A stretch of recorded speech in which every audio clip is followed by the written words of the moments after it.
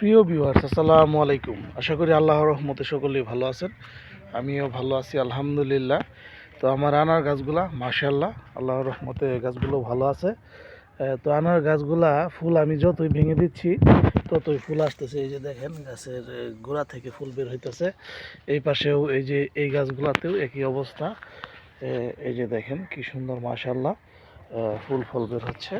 তো এগুলো আমি রাখবো না, যেহেতু গাছকে আমি আরও অনেক বড় করব।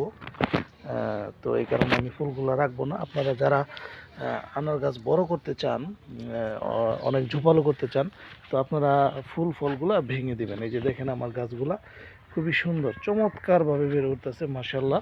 তারপরে একটা 12 ব্যাগে পলি আছে, এই পলিথিনের যে ব্যাগগুলো আছে কালো ব্যাগ, এই ব্যাগের মধ্যে এই গাছগুলাকে আমার রিপোর্টিং করা। দেখেন গাছগুলা কত সুন্দরভাবে বেড়ে উঠতেছে মাশাআল্লাহ। এগুলা আমরা 1-1.5 মাস পরে আবার দেখা গেছে একটা বড় ব্যাগের মধ্যে আমরা রিপোর্টিং করে দেব।